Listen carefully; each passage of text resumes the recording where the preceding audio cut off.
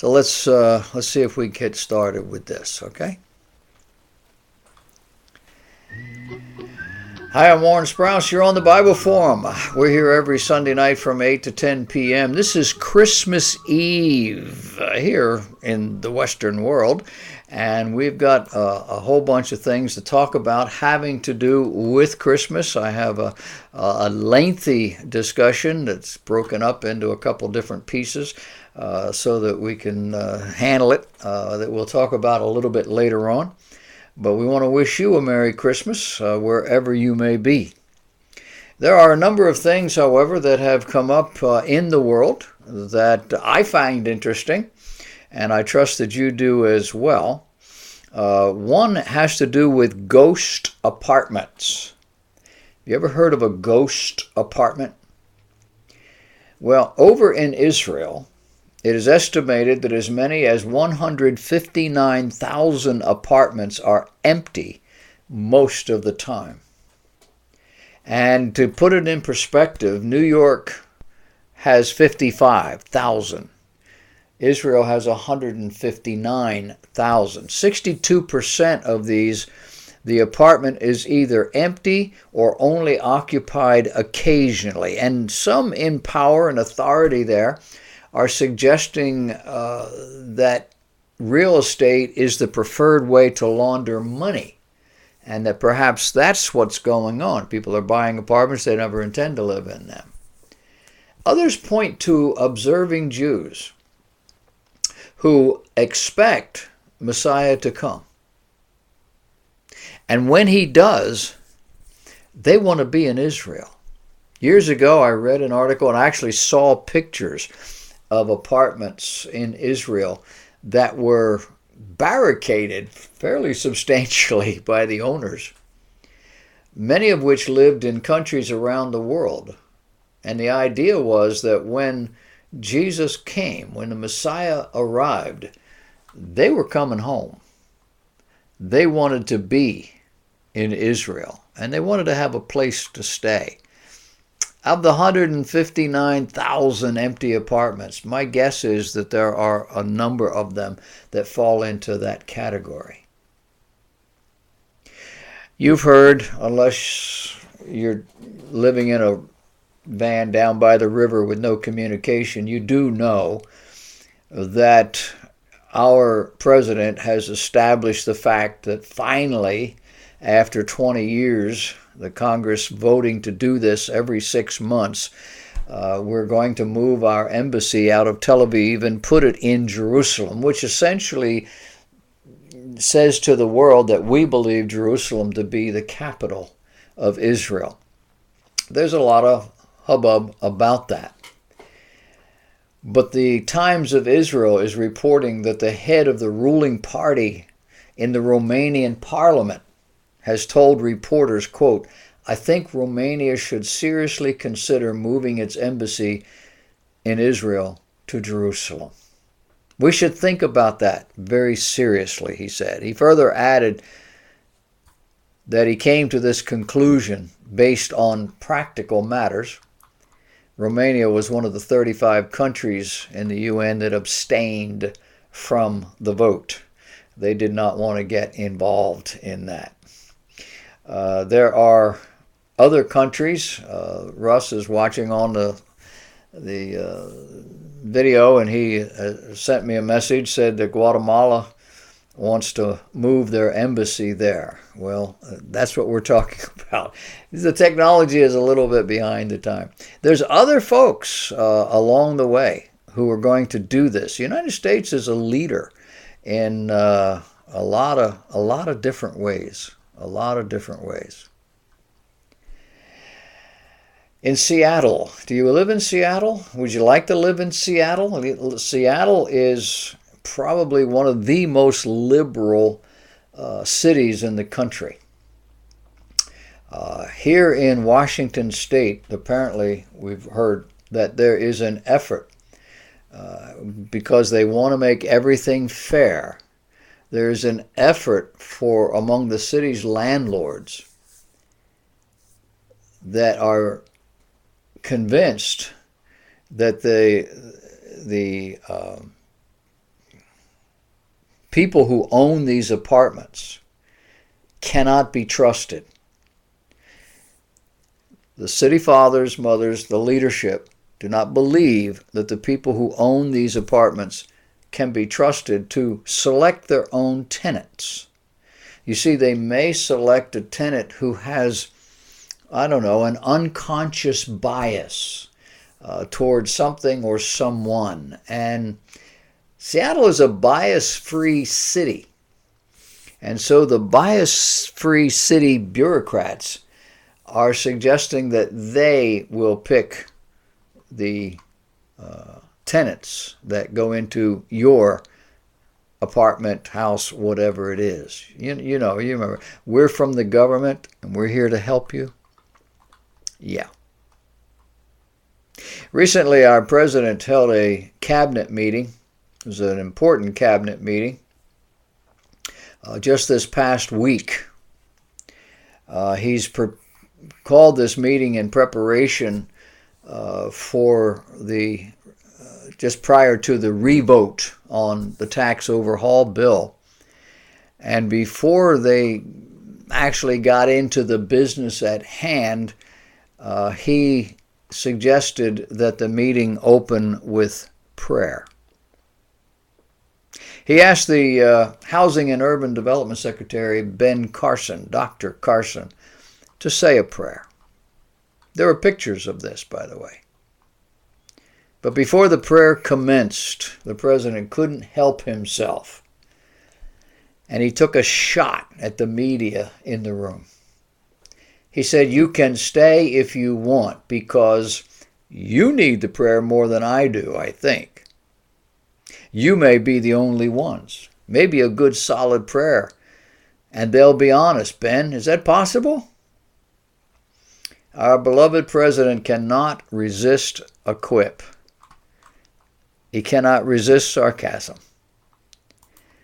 I don't know if it's starting to slow down or it's just wishful thinking on my part, but I think he's starting to ease off a little bit on that. And I don't think that's because of criticism. I think it's because he's getting things done, and maybe he doesn't think it's as important to keep doing this sort of thing. I don't know.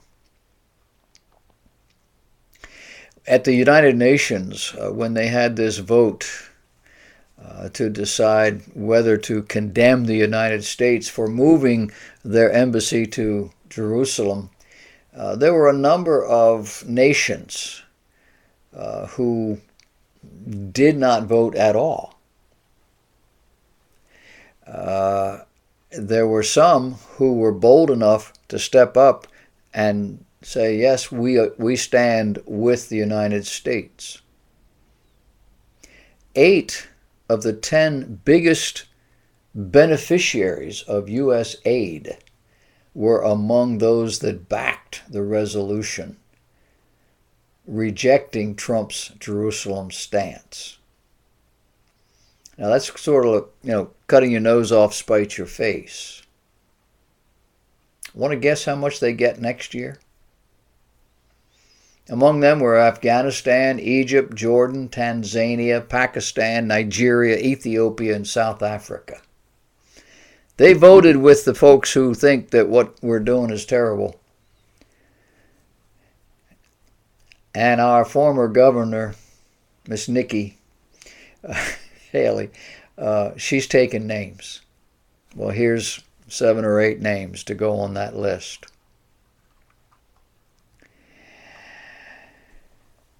Lieutenant General Mihai Pacita was one of the highest-ranking Soviet bloc intelligence officials ever to defect to the West. He currently lives under deep cover in the U.S. as a proud American citizen. In 1988, General Pacita published a book he calls Red Horizons. The book exposed the crimes and corruption of his former boss, Romanian President Nicolae Ceausescu. he also is exposing the disinformation. He has written a book on that subject, attacking the people who continually tell you things that aren't true, people who want you to think bad stuff about his country, or now, because he's been here for 20, 30 years, about this country. And looking around at the American scene, he says, over the 66 years I have been connected with the intelligence business, I have learned that changing minds by manipulating the media is what Russian Marxism has always been about. During my years in the top circles of the Soviet bloc intelligence community, I heard from the lips of Nikita Khrushchev, quote, change the public image of the leader and you change history. He went on to say, now I see a unique form of Americanized disinformation, a program intent on convincing America that its traditional free market capitalist system, which made it the leader of the world, is now somehow evil, and that the only way of the future is the progressive redistribution of America's wealth and its message of free everything for everybody, and how it accomplished one thing, and that is it soaked the rich. Out of the 1,331 daily newspapers in our still capitalist nation, only two, the Las Vegas Review Journal and the Florida Times-Union, only these two newspapers unconditionally endorsed the capitalist candidate Donald Trump during the election. And little seems to have changed since then. A Pew Research Center analysis of 3,000 news stories published in the first 100 days of Trump's presidency found that only 5% were positive, and that 62% of them portrayed the capitalist President Trump as incompetent, his political views as repugnant, and his advisors as fools. New York Post editor called him a demagogue, while the New York Times ran a front-page opinion piece declaring him the same thing. Jack Schaefer, Politico's senior media writer, called on reporters to, quote, start thinking of covering Trump's Washington like a war zone. It's time to circle behind enemy lines, end of quote. The editor of the Columbia Journalism Review, presuming to speak for the entire press corps, penned an open letter basically telling Trump, we make the rules and we'll call out your lies, repeatedly. Even Pope Francis in his Vatican enclave has seen what is going on. He said the media that spread fake news to smear politicians risk becoming like people who have a morbid fascination with excrement. The sudden collapse of the Soviet Union proved that Marxism can bankrupt even the largest country on earth. Obama's Marxism confirmed that rule. Last January, when he left the White House, 95 million Americans were out of the workforce. Food stamp beneficiaries exceeded 48 million. That's 25%, I believe, or maybe 20%. The GDP had fallen from 3.4 to 1.6%. And the national debt reached an unprecedented $202,000 per citizen. During the age of Obama, the KGB-style vilification of American political leaders became a standard journalistic tactic. What will the future bring? A research associate with Intellectual Takeout revealed the existence of something called the adulting school. They reported that the adulting school was open for business, and inquiring minds want to know, what's that? Well, it's a school to teach young millennials how to do the basic tasks of life.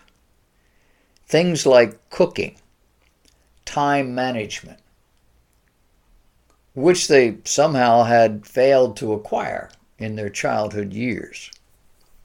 The adulting school received a great deal of scornful condescension, but it doesn't change the fact that these things are true. Millennials do not know how to cook or handle money or life.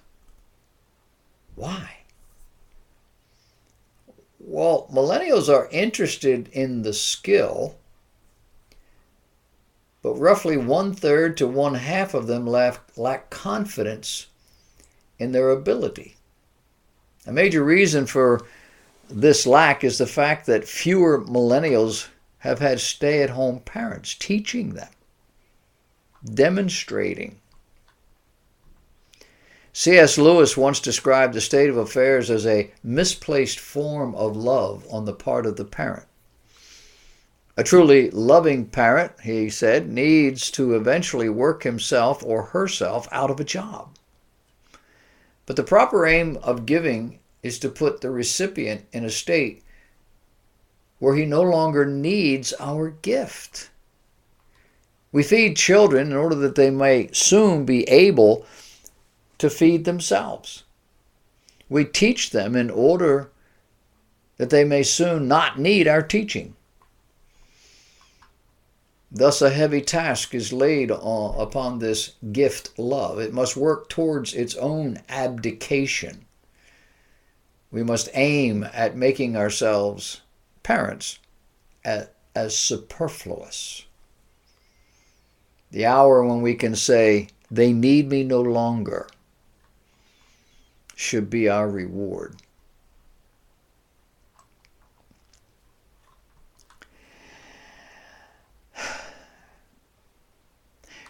"Out, out," chanted Jean Clement as he performed a ceremony to rid a Parisian businessman of what he calls a negative spirit, supposedly conjured up by a jealous rival. As the chanting went on, Robert, the patient, as Mr. Clement calls him, appears to have entered a trance-like state. In the 50s, with purple circles below his puffy eyes, so in his 50s, not the 50s, in his 50s, Robert, the patient, has purple circles below puffy eyes so deeply indented that they look like bruises. And he says that he had been suffering from chronic insomnia and anxiety as his business goes through a bad patch. He's one of a growing number of people in France who are turning to exorcists to save their careers or restore love or troubled relationships. As he prepared for the exorcism, Mr. Clement lit candles and incense and placed them beside a crucifix and semi-precious stones on a coffee table in the man's elegant apartment. It's called covering your bases. What's going on? People are struggling. They're struggling to understand life. They're struggling to understand the whys and the wherefores. A generation ago or three, people took the downside of life in stride. They knew that that was part and parcel of life. Sometimes you win, sometimes you lose. You go into business, you ride the wave, but sometimes that wave crashes and you've got to start over again. There have been many, many, many stories of multi-millionaires who went bankrupt several times before they got it right. So why is it that, and this is France, but it's happening over here as well, why is it today that people now gravitate toward all things occult, witchcraft? I mean, we're talking about chanting. We're talking about lighting candles and conjuring up spirits and things of that nature. And here they are employing a crucifix along with it. Why would you employ a crucifix in your effort to rid the bad spirits from this person? Well, you've watched the movies. If the demon is out there and you hold up the crucifix, he has to stop. It hurts his eyes. If you touch him with it, it burns his skin. None of that's true. That's Hollywood. And the idea is to create this aura that somehow God has power over all of these things, and he can mess with a lot of, but he can't mess with God. But they don't do it with just a cross. They have to do it with a crucifix. They do it with a crucifix because the crucifix itself, manufactured and put forward by the Roman Catholic Church, that item itself in your home will protect that home. Or that if you kiss it and do, they have all these things they do with this crucifix. They wear it around their neck, and it's like an amulet to ward off evil spirits. Here's a guy in France who asks someone who's clearly not a Christian, somebody dabbling in the dark arts, to come in and do this, and he uses that. But here is your priest or your friend or whomever who's doing exactly the same thing. In one sense, and on one world, it's perfectly acceptable. It makes sense. On the other, it's the part of the dark arts. Okay. We are an interesting bunch. We can so separate those two and not see that they're exactly the same.